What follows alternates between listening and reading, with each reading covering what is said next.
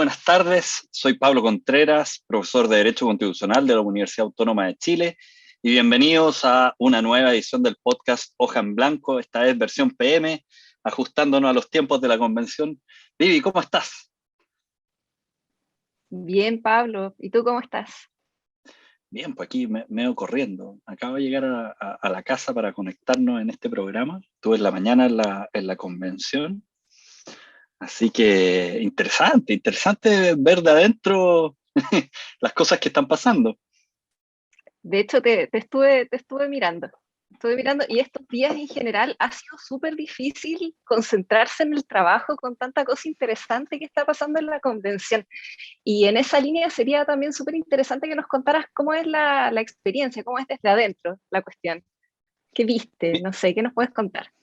y, Mira, a mí me ha tocado ir al Congreso en varias oportunidades. Y esta semana partieron las convocatorias a audiencia y se empezaron a materializar las audiencias. O sea, el miércoles partió la Comisión de Ética, la primera comisión recibiendo invitadas.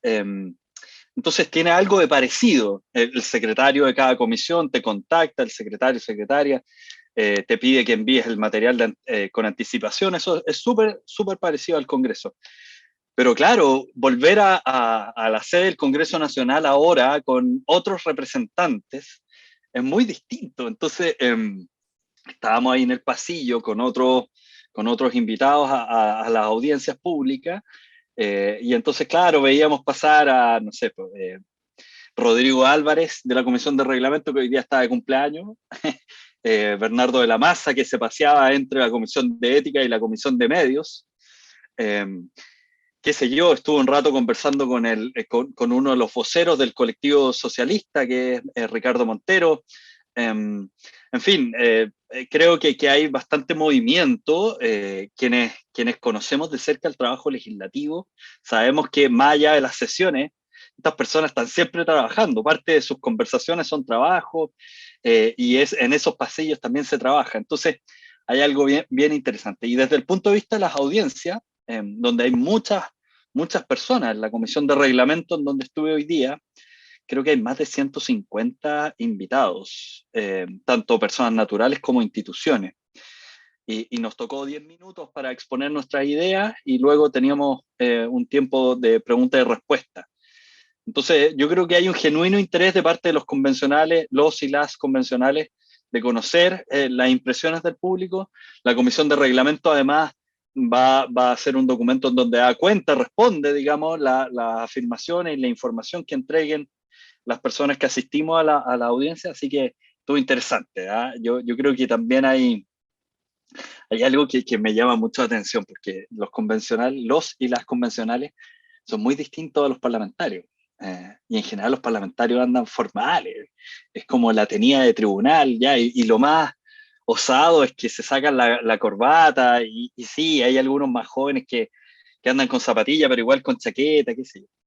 En cambio, los convencionales son muy distintos, ¿ya? Y ahí hay una diversidad bien interesante. Entonces, creo que como órgano representativo, eh, nada, estar ahí, verlo, es muy distinto a solo ver las cámaras y escucharlos cuando prenden los micrófonos.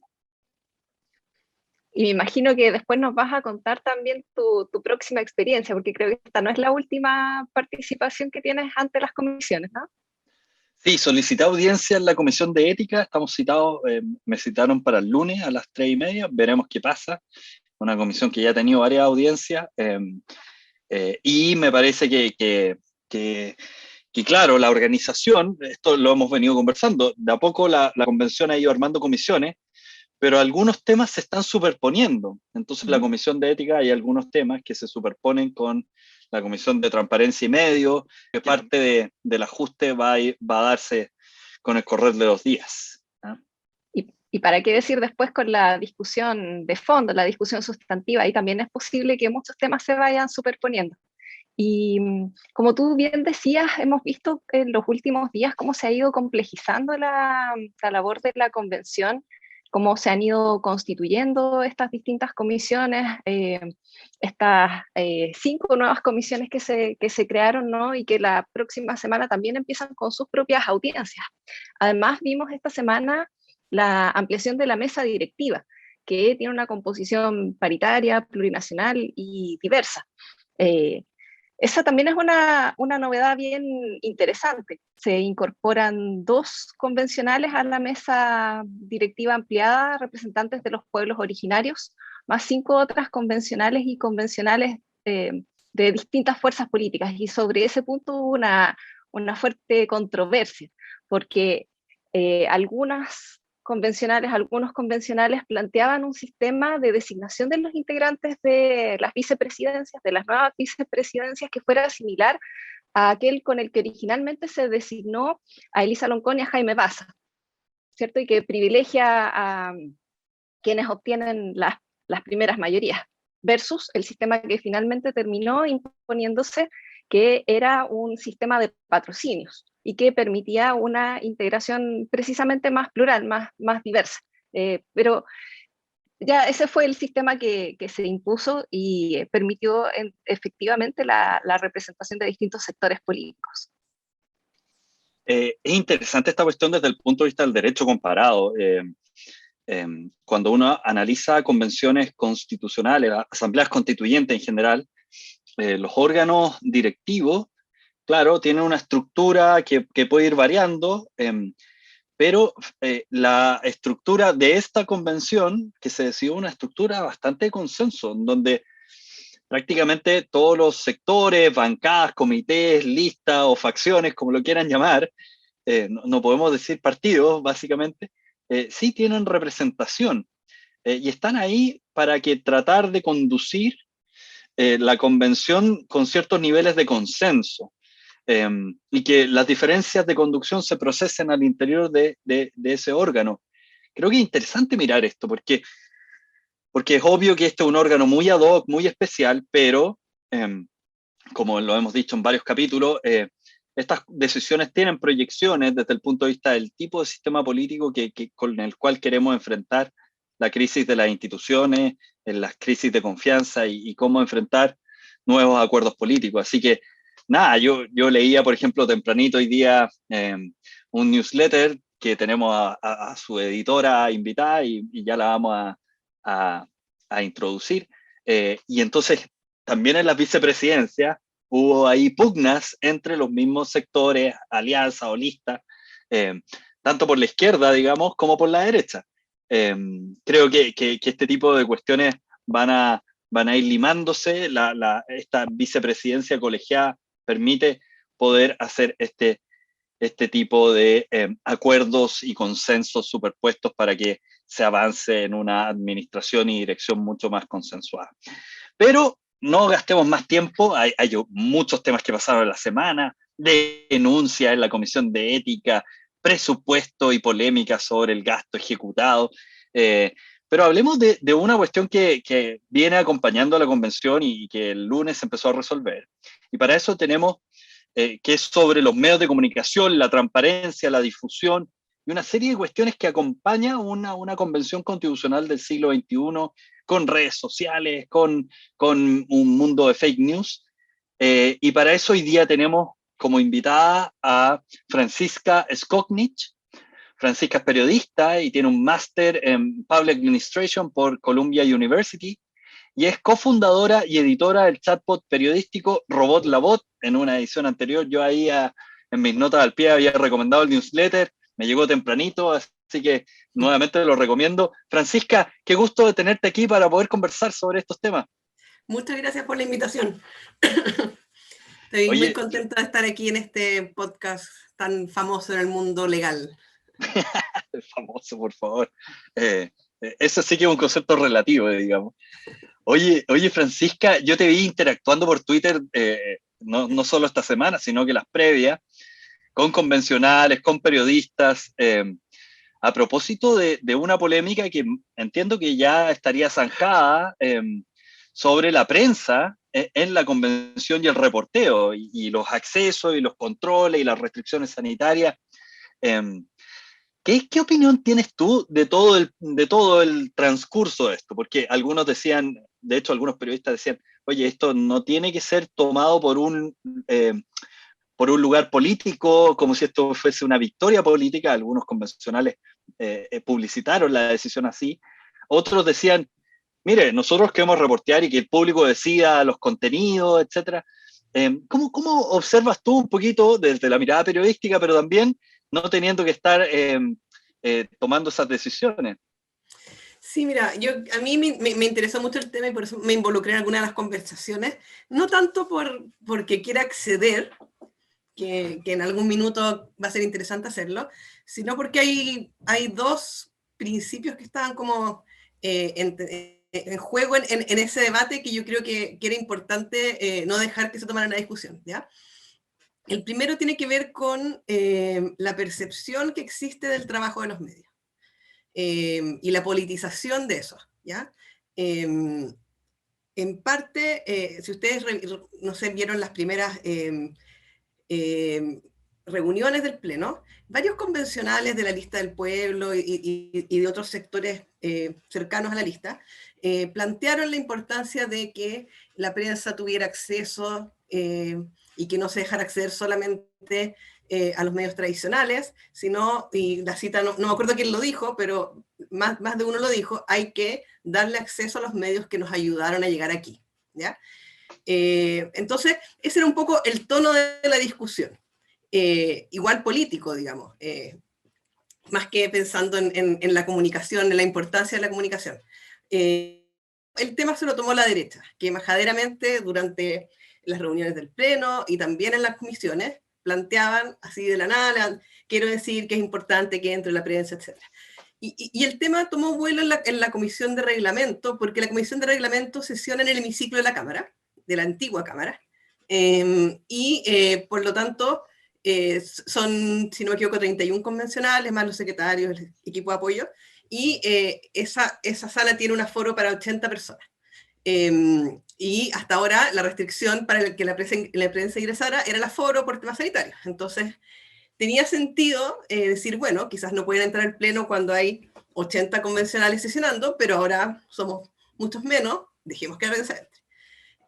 Y ahí probablemente gatillado un poco por la presión de la derecha, los convencionales de izquierda reaccionaron en contrario. Y ahí la que fue más proactiva en poner restricciones a la prensa fue la convencional Bárbara Sepúlveda, comunista, que dijo que había hablado con algunas expertas en comunicación política y le habían dicho que no era bueno que se dejara transmitir las sesiones por los medios, que se iba a sacar de contexto, y otras convencionales más también de izquierda salieron un poco en la línea de que no había que dar acceso a los medios. Y ahí empezó esta discusión que después saltó a las redes sociales, como todo. Esta ha sido una discusión en que todo tiene un pie en las redes sociales. A mí lo que me preocupa de esa discusión es que se politice la labor de los medios de comunicación, como olvidándonos que los medios cumplen un rol en la democracia, ¿ya? Y esta convención constitucional es particularmente clave en eso. Y no pueden ser los medios, la labor de los medios no puede ser un botín de ningún sector político, digamos, ni de la derecha ni de la izquierda. Entendiendo que tenemos un sistema de medios imperfecto, que pueden haber críticas a las líneas editoriales, al contenido, etcétera. Eso es parte de la discusión, digamos. Pero me parece peligroso que en una instancia como esta, que además va a definir probablemente lo que es el derecho a la información y un montón de cosas relevantes, haya quienes quieran poner restricciones a los medios. Y son restricciones no de informar, digamos, pero de creer que basta con poner transmisiones en línea, que son súper importantes, digamos. Yo valoro mucho el esfuerzo que ha hecho la convención por tener todo que lo podamos ver en línea, para satisfacer el acceso a la información de lo que hay en la Cámara, porque los medios son peligrosos y pueden desvirtuar lo que estamos diciendo. Yo creo que eso a mí me parece riesgoso, que sea un discurso que empieza a tomar fuerza entre los convencionales y en el mundo externo, digamos. En las redes la discusión se dio justamente a partir de que Paula Walker, que fue jefa de prensa del gobierno de Bachelet, dijo en un webinar, una transmisión por YouTube que se viralizó, que en el fondo la derecha estaba pidiendo esto porque quería influenciar a la prensa y que por lo tanto en el fondo ella después ha dicho que en realidad ella está a favor de que entre la prensa y que la prensa actúe, pero lo que transmitió en eso fue que en realidad nos iban a manipular y que esto era muy peligroso. Era un diálogo con la periodista Alejandra Matus, que dijo que bueno, pero que los periodistas no pueden pretender estarse paseando por el pleno, eso no sucede en ninguna parte. Que tampoco, que es como una caricatura también, como que los periodistas estuvieran pidiendo un acceso más allá de lo razonable y nadie había pedido eso, digamos. Entonces, mi intervención, más que por interés personal de entrar, fue porque creo que es un tema delicado en momentos polarizados, en que los discursos contra los medios son tomados por los extremos, y que es importante que los convencionales entiendan que la relevancia del rol de la prensa. A mí me gusta mucho la reconstrucción que haces tú de cómo se fue desarrollando el debate, ¿no? Y cómo partió con una cuestión sanitaria y luego derivó en acusaciones de intentos de farandulización de la convención, acusaciones en cuanto a los sesgos de los medios, el planteamiento de riesgos de ridiculizar y deslegitimar o desacreditar el trabajo de la convención, el temor de que se contribuya a desinformar, incluso se habló de que los medios interpretan y que más específicamente que pueden ser instrumentalizados por grupos de interés, en fin. Y todo eso cobra cierto sentido en el contexto de una crisis muy potente de desconfianza hacia el poder en general, incluyendo a la institucionalidad, pero también a los medios, ¿cierto? Entonces, me gustaría conocer un poco más tu opinión acerca de esto y si crees que hay algo de razón en parte en esas críticas y si es así, ¿qué podemos hacer para evitar que ese riesgo se materialice? Y que si pudieras profundizar un poco también en el aspecto de la contribución que hacen los medios a la democracia, a la transparencia. Primero el tema de la farandulización, yo creo que es un riesgo real, en algún momento se vivió en la Cámara de Diputados, y probablemente hay que tomar algunas medidas para que eso no ocurra, ¿ya? Pero no es una consecuencia en general del trabajo que hacen los medios que cubren la convención, ¿ya? Sino que en general sucede cuando el trabajo periodístico está contaminado por trabajos de medios que no son periodísticos. Estoy pensando el ingreso de los matinales, el ingreso de programas tipo CQC, que no están interesados realmente en lo que pasa en la convención. Cosa distinta es la prensa acreditada o que eventualmente entra a reportear, digamos, que sí está preocupada, su labor principal es informar, digamos. Entonces sí, uno podría poner ciertas restricciones de acceso a los reporteros de medios o programas informativos. Eso me parece súper razonable, digamos. Ahora, la farandulización muchas veces está dada por el trabajo que hacen los actores, digamos, ¿ya? O sea, vimos la polémica y hay una denuncia en la Comisión de Ética de convencionales que se conectan a la hora de las sesiones a los matinales, ¿ya?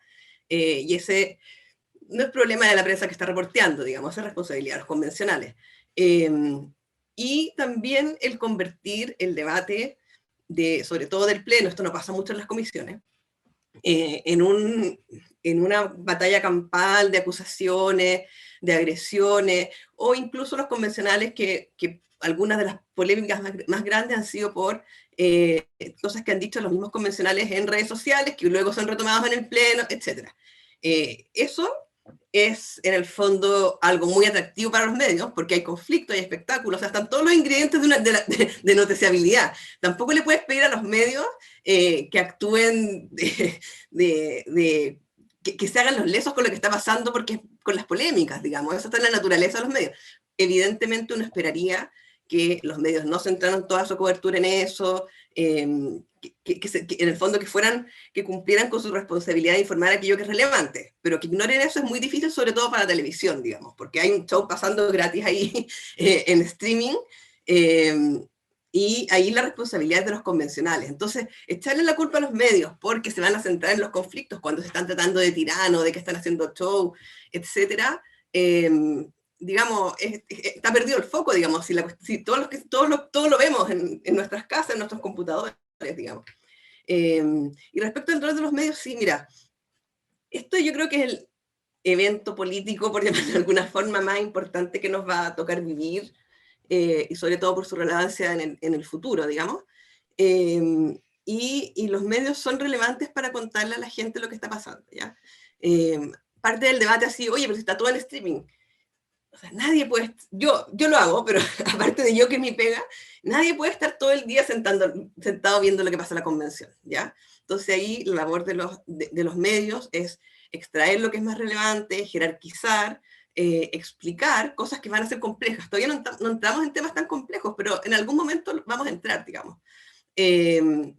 Contar quiénes son los principales actores, un montón de cosas que son información que la gente necesita para formar sus ideas políticas, para tener un punto de vista respecto de lo que está pasando y eventualmente para decidir en un plebiscito de salida cómo va a votar, ¿ya? O sea, eso es lo que estamos construyendo.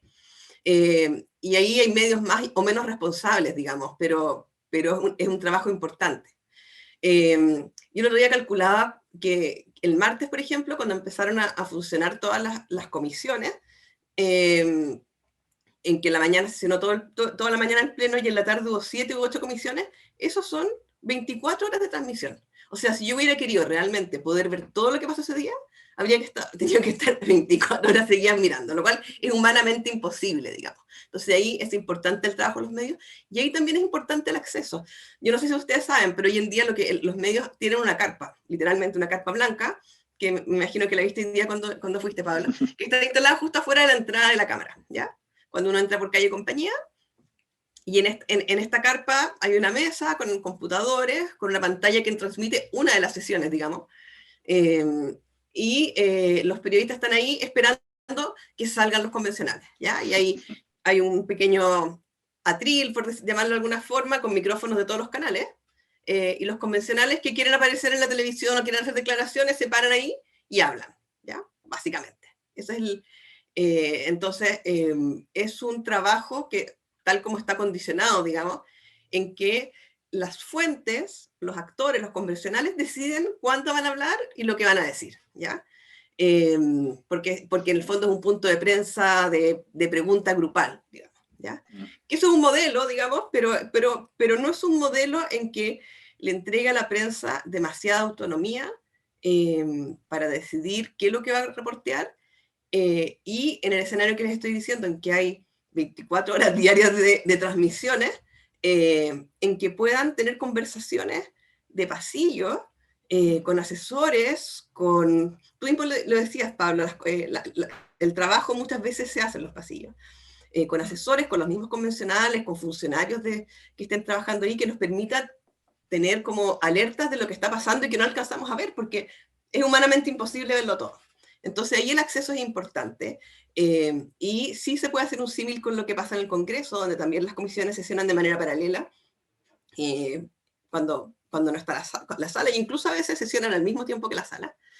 Y el trabajo que hacen los periodistas del Congreso sí está en los puntos de prensa, donde los diputados hablan, los senadores hablan, pero un buen reportero de Congreso es una persona que es capaz de hacer un monitoreo, tener fuentes de actores relevantes que no necesariamente son los que aparecen, ¿ya? Que son las personas que te dan el dato de, oye, ¿sabes qué? Hoy día en la comisión de tal cosa va a pasar algo importante porque el diputado tanto va a proponer tal cosa y tú sabes que tienes que ir allá. A mí lo que me ha pasado estos días es que estoy así como vuelta loca. La página de la convención que transmite tiene como un carrusel donde se ven todas las salas, ya ni siquiera ponen qué comisión sesiona en cada sala, y hay un poco como una suerte, lo voy a decir, ya, chuta, hoy día en la mañana voy a ver la Comisión de Derechos Humanos. Chuta, pero ¿qué está pasando en la Comisión de Reglamento? Y si se decía algo importante. Entonces, el acceso es relevante, y es relevante también para saber lo que no se dice en la sala, lo que no se dice en las comisiones, y todo esto iba a decir, patrocinios para elegir a los vicepresidentes, votaciones para elegir a los coordinadores, todas esas cosas que se negocian en los pasillos, y la pega bien hecha de un periodista que cubre esto día a día debiera ser saber por quiénes, las alianzas que se hacen, qué decisiones se toman, etc. Claro, eso tiene un riesgo para los convencionales, no todo lo que se va a decir les va a gustar, pero es parte de cómo funciona el sistema periodístico y el sistema político también. El querer que se muestre lo que ellos quieren exhibir es, en realidad, una restricción a la libertad de información. Oye, bueno, yo voy a contar algo que vi hoy día y que es de usual ocurrencia, como bien dices tú, en el Congreso, digamos, en cualquiera de las dos cámaras.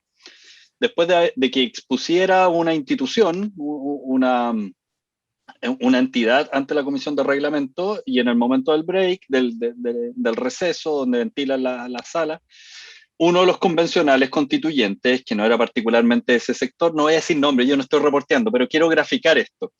Se acerca, le pregunta, empiezan a conversar, ven que hay puntos en común, ellos también además conocen el medio, saben cuáles son sus diferencias también. Pero ahí también hay parte del trabajo político, de acercarse, ver en dónde están los puntos de discordia, en qué cosas se pueden hacer concesiones, estantear un poquito eso también, o de entender mejor algunos insumos técnicos, etcétera. Entonces, efectivamente, no es que los periodistas ingresan al hemiciclo, el control al hemiciclo siempre ha sido súper restringido. De hecho, no puede ingresar un subsecretario si no lo autoriza la sala, por ejemplo. Y hay un pero caso en que sí, no se autoriza. exactamente, sí es parte del control político incluso. Pero sí el pasillo es relevante porque ahí los medios tienen una labor de intermediación. No hay streaming de los pasillos y hay actividad política en los pasillos y efectivamente ese factor de intermediación es relevante. Yo quiero volver a un punto que creo que está también en el contexto de la suspicacia. Eh, y si nos podéis contar un poquito de tu mirada, porque yo creo que también hay una sospecha respecto de los medios, pero porque se funde en las circunstancias digitales en las que vivimos hoy día de proliferación de información, de masificación de datos, de antecedentes y fotos y etcétera, y ahí se mezcla con este fenómeno que se llama de noticias falsas o fake news, eh, que van desde derechamente mentiras hasta tergiversaciones, manipulaciones o sacadas de contexto, y todo se mete en la misma juguera. Entonces, esto es interesante porque, de hecho, el miércoles la Comisión de Ética, el Programa Naciones Unidas para el Desarrollo, hizo un punto respecto a esto. Dijo, nosotros como institución estamos en una campaña en contra de los fake news, y yo creo que parte del desafío de comunicación del trabajo de la Convención tiene una amenaza, un flanco por este fenómeno, pero también porque no permite deslindar aquellas informaciones que pueden ser incómodas de aquellas cuestiones que derechamente son mentiras contrastables con los hechos, o de sacadas de contexto, de líneas editoriales. ¿Cómo ves tú este fenómeno en una convención del siglo XXI con sus convencionales tuiteando a cada rato y con medios independientes y toda esa juguera de información? Y ahí respecto a lo que dijo Marcela Ríos, hay dos temas. Ella, no sé si está de acuerdo conmigo, me pareció que estaba sugiriendo que la Comisión de Ética tenía que ser proactiva en cuanto a establecer mecanismos que sancionaran ese tipo no fue muy clara en respecto a cómo, digamos, pero fue como un llamado a ser innovadores en eso. Yo creo que es difícil, pero eventualmente, si se establece una comisión de ética que funcione más o menos como la Cámara, que ojalá mejor que esa, en que sí ha habido sanciones por cosas que dicen los parlamentarios, eventualmente las plataformas digitales son una plataforma de comunicación, digamos. Podría ser, o sea, ya hay denuncia del Comité de Ética, entiendo que Garín denunció a Logan en la Comité de Ética por una acusación que hizo ante la prensa, digamos. Podría ser una forma de restringir la responsabilidad de los discursos de los parlamentarios, pero bueno, ustedes saben que siempre cuando se hace eso, y sobre todo cuando estamos hablando no de injuria ni calumnia, sino de determinar cuando algo es verdadero o falso, hay una tensión fuerte con la libertad de expresión, digamos. Entonces, establecer exactamente qué tipo de medidas puede tomar una comisión de ética no me parece una tarea tan fácil, ¿ya? Iba a decir eso, espérate, respecto al PNUD, y me preguntaste algo más. Estás muteado. Sí, perdona, ¿cómo ves en general este fenómeno? Yo creo que parte de la suspicacia que hay del Sí, acceso a los medios es una mezcla de cosas. Una cosa es la sí, noticia sí, falsa, la mentira, y otra cosa es, digamos, las líneas editoriales o la tergiversación o el sacada de contexto. sí, seguro que sí. Ahora, pero perdón, ya me acordé lo que quería decir. Hay otra cosa que debería hacer que la comisión tiene que hacer urgentemente, y están conscientes de eso en la Comisión de Comunicaciones, es que para la gente es muy difícil determinar lo que es verdadero o falso cuando no tiene con qué contrastarlo, ¿ya? Entonces, por diversas razones, pero una es esta, es importante que la convención tenga un sistema muy robusto de difusión del trabajo que están haciendo, que ahora no existe, digamos. En el fondo, como todas las cosas de la convención, llegaron básicamente sin nada y han estado improvisando. Eh, Uno de los contratos que había, afortunadamente, era el del streaming, pero no respecto a generación de contenido digerido, que me diga las decisiones que se tomaron hoy día, eh, las comisiones que se formaron, lo que dijo, los hechos más relevantes del día, digamos. Y lo que se hizo la semana antepasada, creo que fue, es que se pidió en comisión de servicio a una periodista que trabajaba en la Cámara de Diputados, que en realidad los funcionarios de la Cámara y del Senado que han estado en comisión de servicio son los que han hecho que todo esto funcione. Porque, paréntesis, sin el trabajo de los secretarios, de la gente que conoce la técnica legislativa, no habrían podido avanzar nunca. ¿Ya? Cierra paréntesis. Pero en términos de comunicaciones hay básicamente una periodista.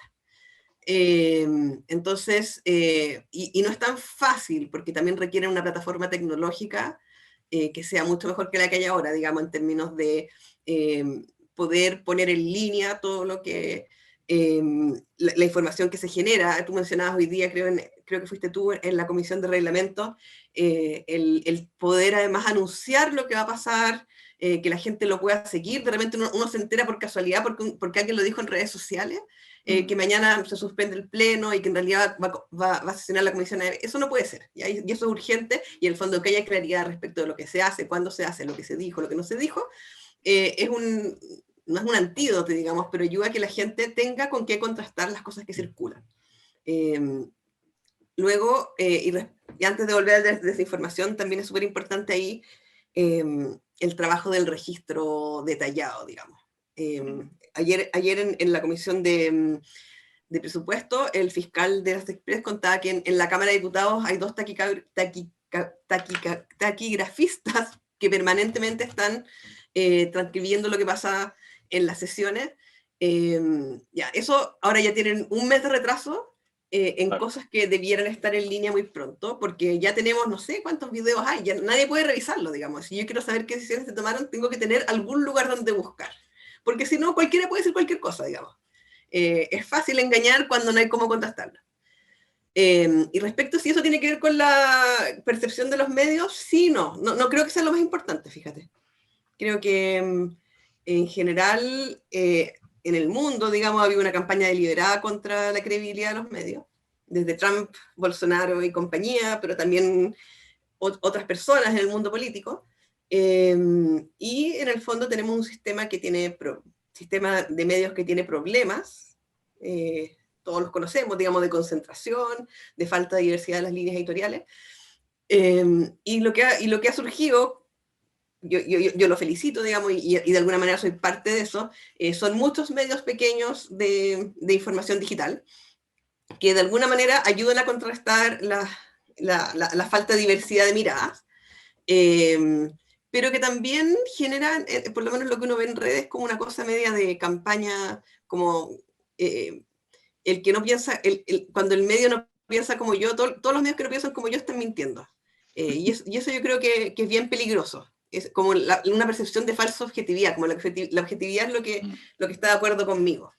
Y en ese sentido los medios tradicionales, los diarios, la televisión han perdido mucha credibilidad. Y más allá de la falta de diversidad, yo creo que es peligroso. O sea, en la medida en que la gente deje de que no haya un medio que permite informar de todas las...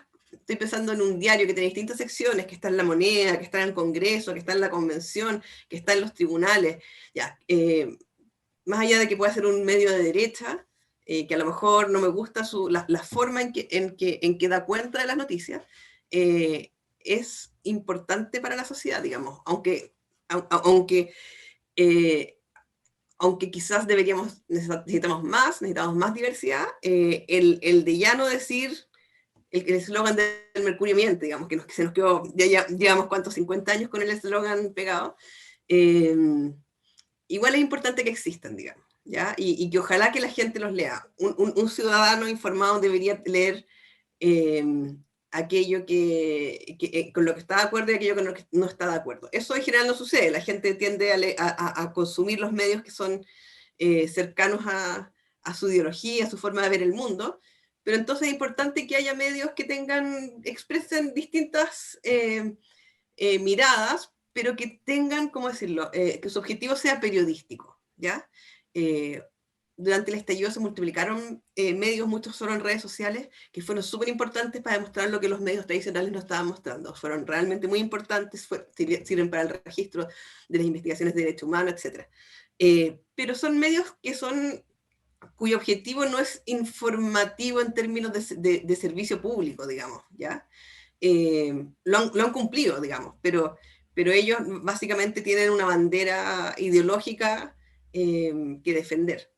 Ya, y eso ha generado que el choque con los medios tradicionales sea más fuerte y se agudiza esa sensación de que me están mintiendo, no sé a quién creerle y para qué van a dejar que entre los canales de televisión si van a farandulizar todo.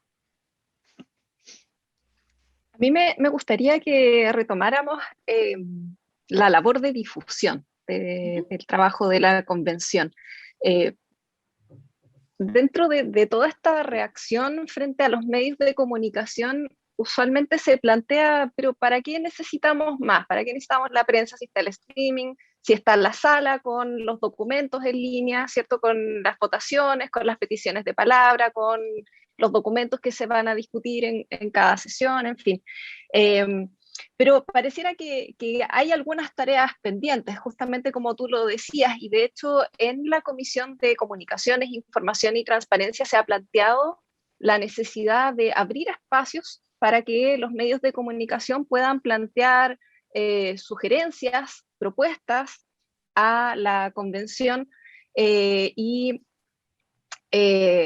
también se ha planteado la idea de generar algún tipo de convenio o asistencia entre los medios y la convención. Y me gustaría saber cuál es tu opinión al respecto, de qué manera puede contribuir, de qué manera pueden contribuir los medios.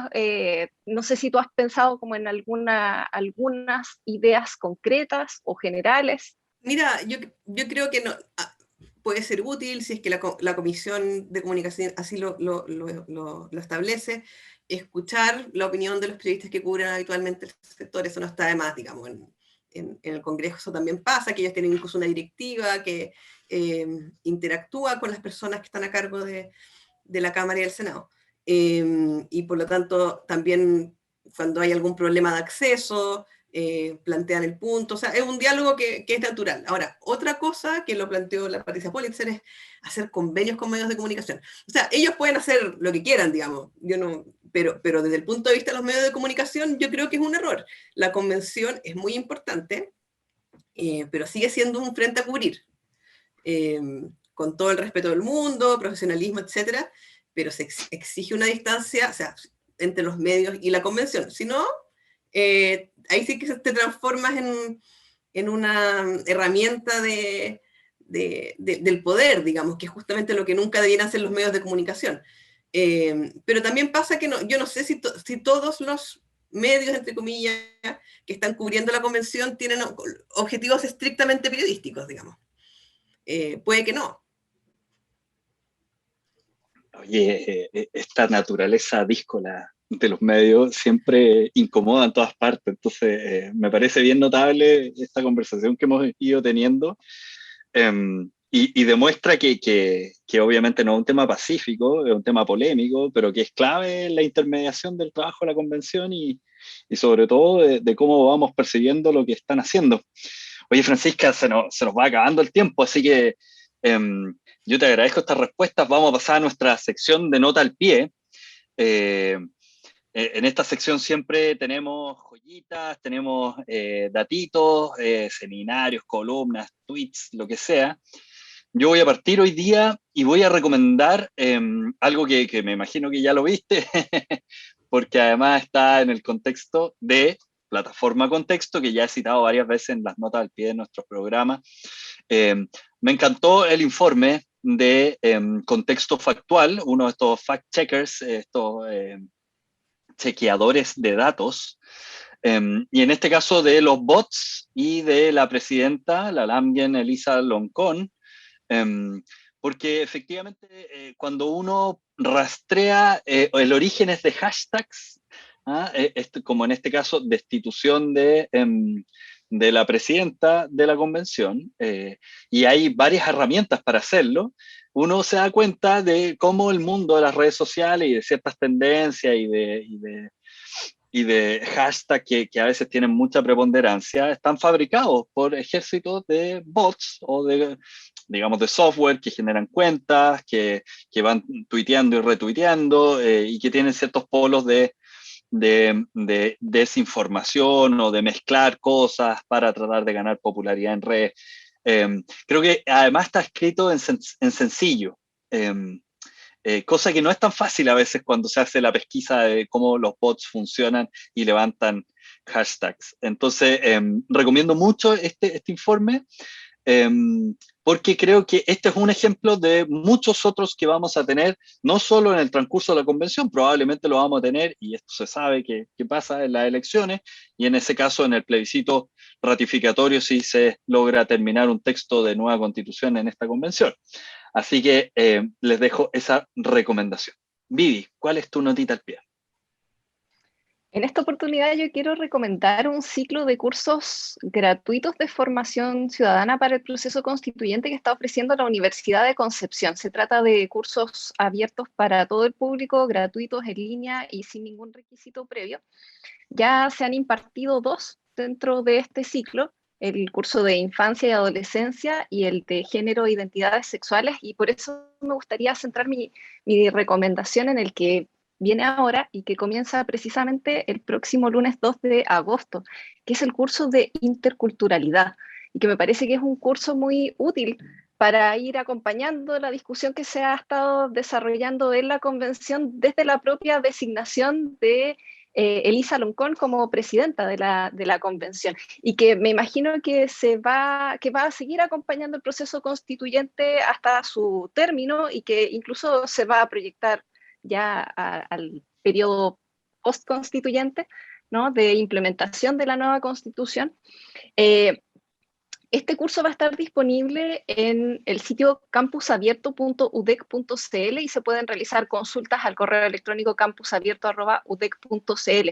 En este curso, que tiene 4 módulos, se van a explorar los alcances y desafíos que plantea la diversidad cultural e intercultural, las dimensiones éticas de la interculturalidad y sus proyecciones en 2 ámbitos de políticas públicas, que son el área de salud y de la educación. Así que me parece súper interesante. Échenle un vistazo si pueden.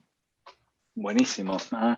Tengo un colega que ha hecho no sé cuántos cursos en línea. Durante todo el año pasado se metió en 2 diplomados, aprendió inglés y otras cosas. Así que, bueno, aprovechar de abrirse un poquito, y está buenísima esta recomendación. Francisca, ¿te animas con una notita? Sí, yo voy a hacer una recomendación no periodística y ad hoc aquí a este podcast y al medio que lo transmite también.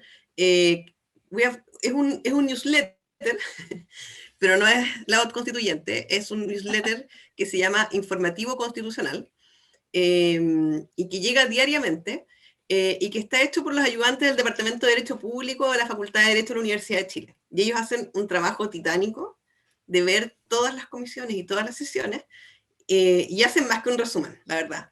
Realmente transcriben gran parte de lo que ahí se conversa, lo más importante.